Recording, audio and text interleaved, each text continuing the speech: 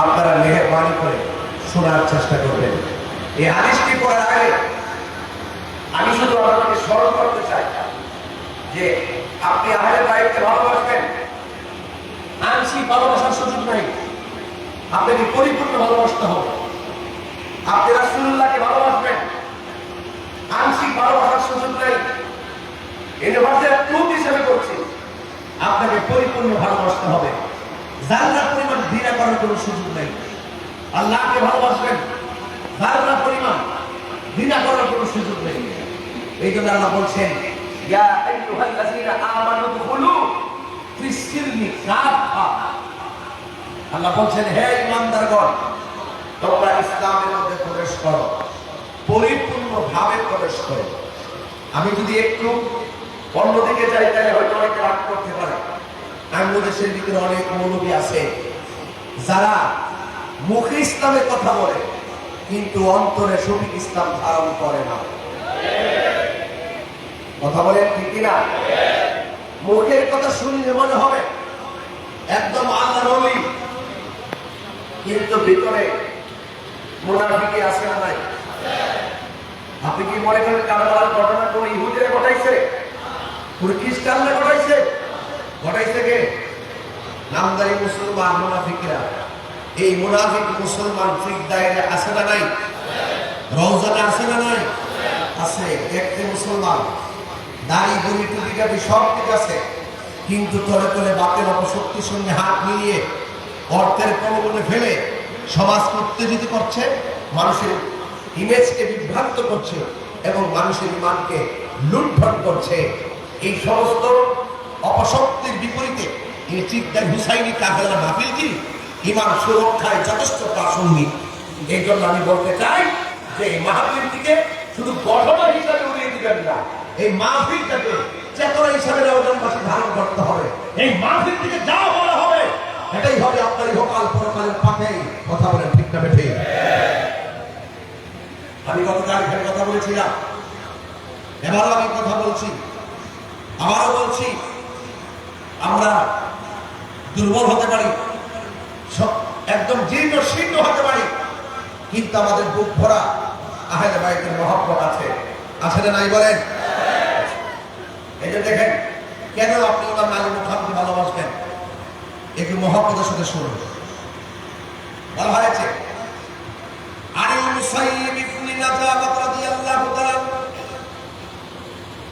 قال علي بن ابي طالب رضي الله تعالى عنه حضرت علي رضي الله تعالى عنه বলেছেন قال النبي صلى الله عليه وسلم আমার নবী নিজের জবান মুবারকে বলেছেন ইন্না কুল্লা নাবিয়্যিন উতিয়া সাবআতান দাওয়া আও বাবা।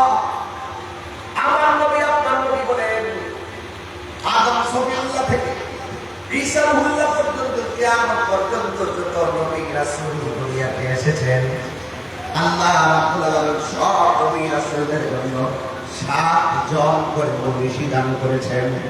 কয়জন? 7 জন করে মনীষী দান করেছেন। আমার নবী আপনার নবী বলেছেন ওয়া উতিতু আনা 14, কিন্তু আমি নবীকে আমার আল্লাহ রাব্বুল আলামিন 7 জন নয় 14 জন মনীষী দান করেছে।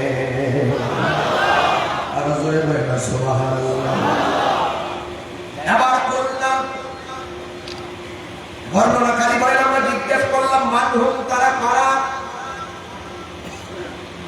আলী রাদিয়াল্লাহু তাআলা আমার নবী সাল্লাল্লাহু আলাইহি ওয়াসাল্লামের জবান মুবারকের কথা বর্ণনা করতেছেন, তখন সবাই বলতেছে 14 জন মনীষী আমার নবীকে আল্লাহ রাব্বুল আলামিন দান করেছেন। তারা কারা? মাওলা আলী রাদিয়াল্লাহু তাআলা বলেন 1 নম্বর হলো আমি 14 জন মনীষীর ভিতরে 1 নম্বর তিনি হলেন আমি হযরতে আলী। আলী রাদিয়াল্লাহু তাআলাকে ভালোবাসা শুধুমাত্র ঈমান নয়, ঈমানের অবিচ্ছেদ্য অংশ। কথা বলে ঠিক না বেঠিক? এরপরে প্রশ্ন করা হলো তারপরে কে? হযরত আলী রাদিয়াল্লাহু তাআলা বলেন ওয়াকিবনা, এরপরে হলো আমার 2 কলিজার টুকরা, একজনের নাম হলো ইমাম হাসান, 2 নম্বর হলো ইমাম হুসাইন।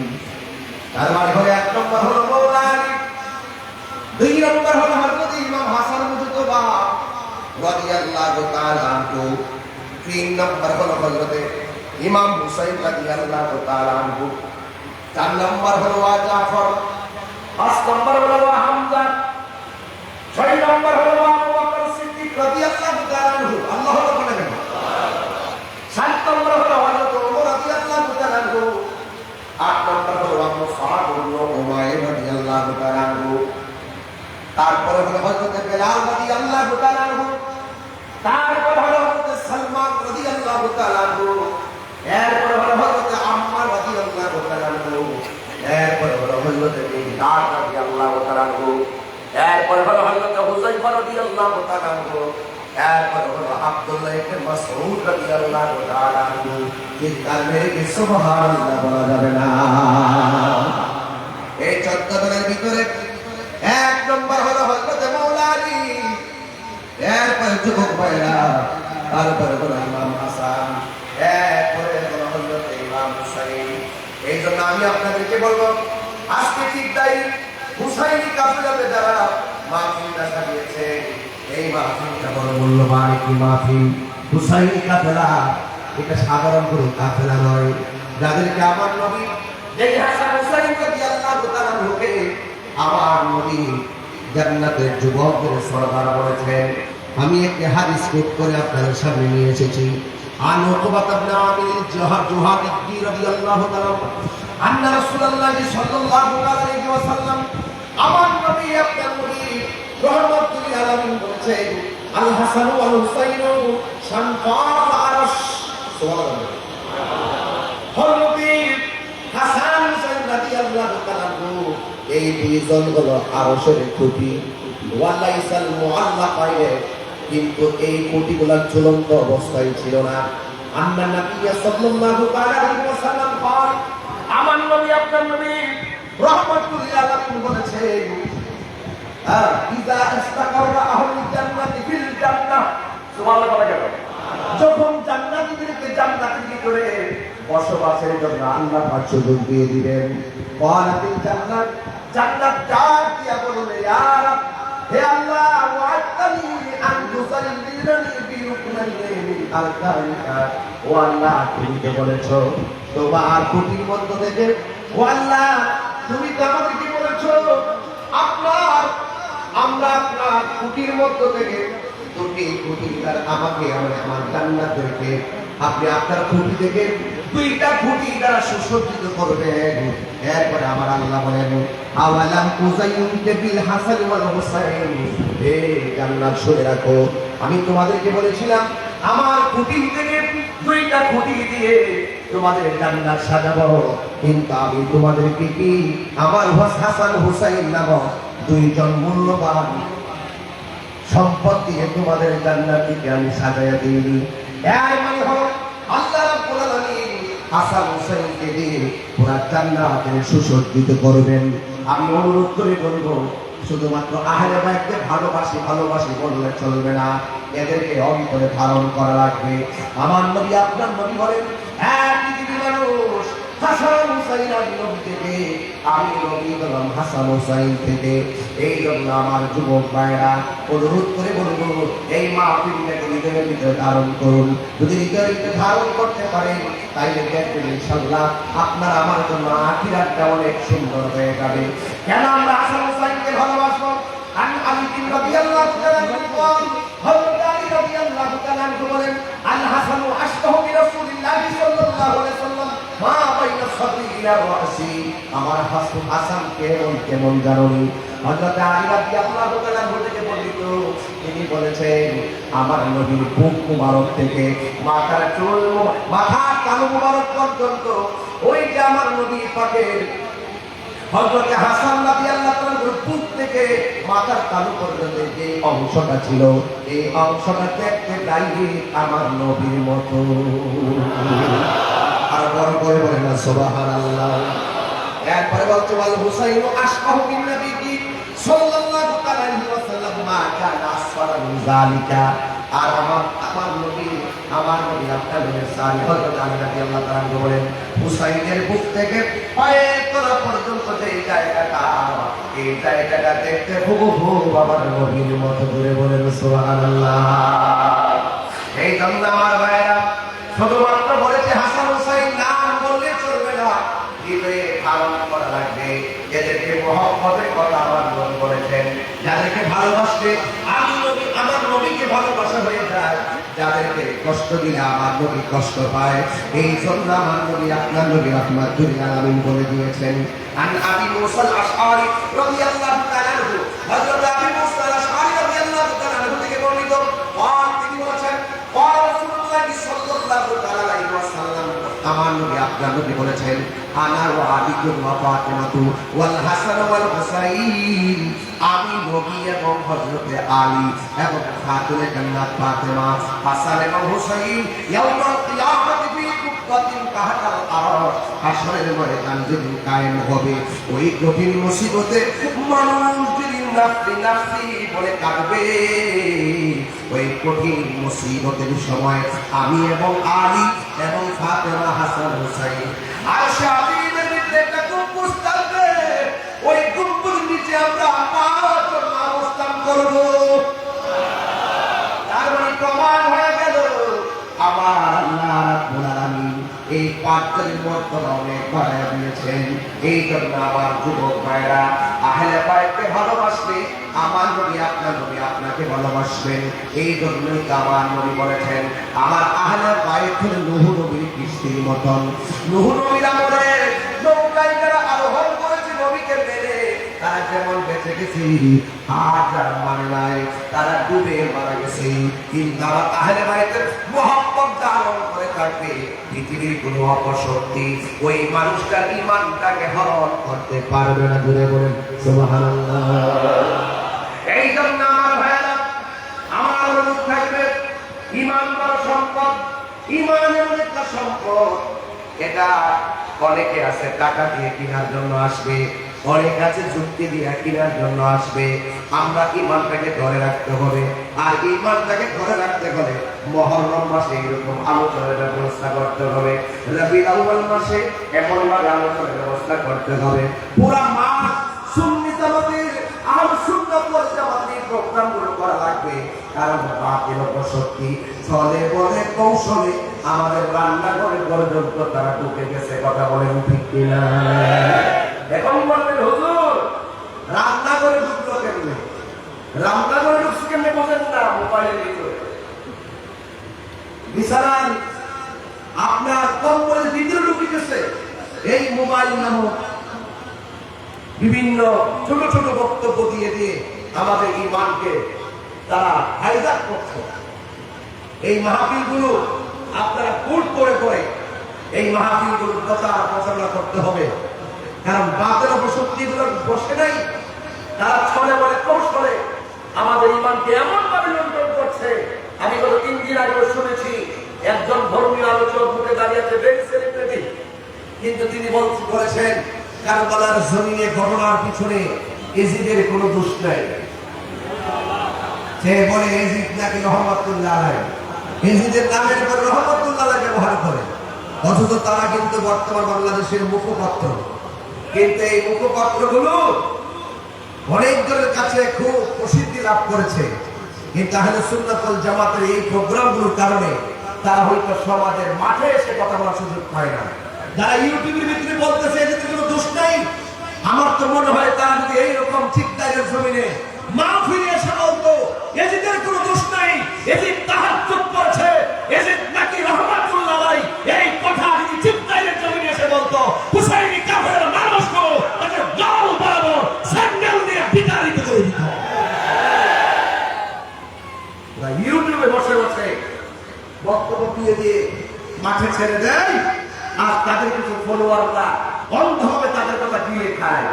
মাঠ পর্যায়ে তাদের বেল নেই, তারা ওই ঘরের ভিতরে তাদের নিজস্ব কিছু জায়গা আছে, বিভিন্ন কিছু সেমিনার আছে, বিভিন্ন গোপনে গোপনে কিছু প্রোগ্রাম করে ইউটিউবে ছেড়ে দেয়, আর সমাজের মানুষ যারা যারা আছেন তারা শুনে শুনে দুর্বল অবস্থায় পড়ে যায়, বিপাকে পড়ে যায়।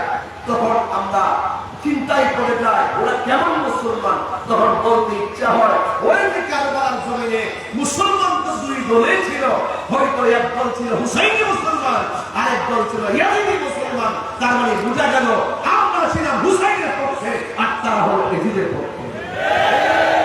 এই ইয়াজিদের নাতির ঘরের প্রতিরা এখনো সমাজে আছে কিনা বলে, এখনো সমাজে বিচরণ করতেছে। এদের থেকে যদি সাবধানতা অবলম্বন করতে হয়, এদের কাছ থেকে যদি বাঁচতে হয়, আর মানুষগুলোকে যদি ওই ঈমান সুরক্ষার কোন ধরনের রাস্তা দেখাতে হয়, চিন্তায় হুসাইন কাফেলার মাহফিলগুলো এই সমাজের জন্য বেশ উপকারী। ঈমান রক্ষা, কি রক্ষা? ঈমান রক্ষা। আজকে গতকাল দেখেন না ভেনেজুয়েলা এমন ভূমিকম্প হয়েছে, মাত্র 1 মিনিট এমন ভূমিকম্প হয়েছে, আশঙ্কা করতেছে প্রায় 1 লক্ষ লোক মারা গেছে। কয় লক্ষ? 1 লক্ষ লোক মারা গেছে। এই ভূমিকম্পের চাইতে বড় ভূমিকম্প হলো ইজিদপন্থীরা। এই ভূমিকম্পের চাইতে বড় ভয়ঙ্কর ভূমিকম্প হলো বাতের অপশক্তিরা। কারণ ঘর গেলে ঘর পাওয়া যায়, জীবন গেলে জীবন পাওয়া যায়, কিন্তু ঈমান গেলে ঈমান পাওয়া যায়। ঈমান বিধ্বংসীরা ভূমিকম্পের চাইতে খারাপ, ঈমান বিধ্বংসীরা আল্লাহর চাইতে খারাপ, ঈমান বিধ্বংসীরা নার্গিসের চাইতে খারাপ, ঈমান বিধ্বংসীরা মুরগি জব চাইতে খারাপ। এই জন্য টাকা গেলে টাকা পাওয়া যায়, কিন্তু ঈমান গেলে ঈমান পাওয়া যায়। ঈমান কি ছোট সম্পদ না বড় সম্পদ? অনেক বড় সম্পদ। এটা বড় নসিব লাগে। কি লাগে? এটা নসিব লাগে, নসিব। এই জন্য যাদের নসিব ভালো তারা হুসাইনের প্রেমে উদ্ভাসিত হয়েছে, আর নসিব মন্দ ইসলাম পেয়েও তারা প্রকৃত ইসলাম ধারণ করতে পারে। কথা বলে ঠিক কিনা? আমার ভাইরা, এগুলো আপনাদেরকে বলবো, এই মাহফিলে যেহেতু এসে পড়েছেন, আল্লাহর ওয়াস্তে শুধু ঈমানটা ঠিক রাখেন। ঈমান ঠিক রেখে নামাজ পড়েন, কাজে লাগবে। রোজা রাখেন, কাজে লাগবে। হজ করেন, কাজে লাগবে। যাকাত দেন, কাজে লাগবে। আমরা যারা আহলে সুন্নাত ওয়াল জামাত আছি, এখন জবান সমস করে বলুন, আমরা সুন্নি জামাত কি এখন 2 না 1? আওয়াজ তো আসতে হয়েছে। আমার পোলাপানগুলো বলুন, ছেলেগুলো দেখি হ্যাঁ যুবক ভাইরা, এখন মুরব্বীরা সহকারে হাত তোলেন, একটু বলেন আমরা কি 2 না 1? আরো বড় কথা হবে 2 না 1? পীর মাশায়েখরা কি 2 না 1? আমরা সাংগঠনিক ভাবে আমাদের একাধিক রাজনৈতিক প্ল্যাটফর্ম আছে, আমরা কি 2 না 1? যে কোনো দরবার হল আমরা 1, আহলে সুন্নাত ওয়াল জামাত হল আমরা 1। আমাদের মিশন হলো সর্ববাতের বিপরীতে দেশ সুরক্ষা, ধর্ম সুরক্ষায় সর্বদিক প্রচার করে একটি সুন্দর সমাজ বিনির্মাণে আধ্যাত্মিক প্ল্যাটফর্ম তৈরি করা মিশনের নামই হলো আহলে সুন্নাত ওয়াল জামাত। আমরা আর 2 নয়, আমরা 1। আল্লাহ আমাদের ভিত্তিকে আরো মজবুত করে দেন, আমাদের ভিতর থেকে রিয়া, অহংকার, আমিত্ব সব দূর করে দেন। আমরা সবার একটাই পরিচয়, পদ পদবি বড় কথা নয়, আমাদের একটাই পরিচয়, আমরা গোলামে রাসূল। কথা বলেন ঠিক কিনা? এর উপরে কি আর কিছু আছে? আমাদের এর উপরে কি আর কিছু আছে? এখানে আমরা সবাই গোলামে রাসূল, এতে কোনো সন্দেহ নাই। আল্লাহ যেন বুঝার তৌফিক দান করুন, আমিন। মনে বড় আশা ছিল যাব মদিনায়। আর কিছু আছে খাওয়া? লন্ডন, আমেরিকা, ওয়াশিংটন দরকার আছে? আমরা মদিনা যেতে চাই। বলেন মনে বড় আশা ছিল যাব মদিনায়। সালাম আমি করব গিয়ে, সালাম আমি করব গিয়ে নবীজির রায়। মনে বড় যাও মদিনায়, মনে বড় যাব মদিনায়। আরব সাগর পাড়ি দিব, সঙ্গী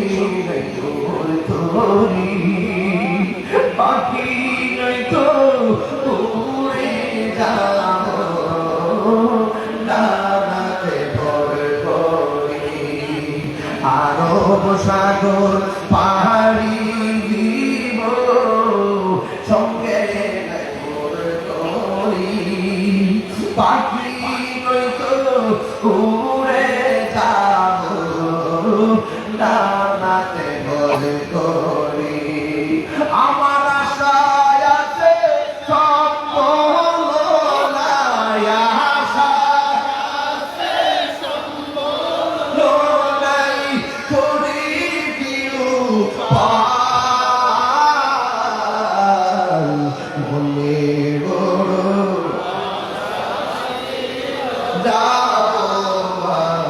মদিনায় বলে বড়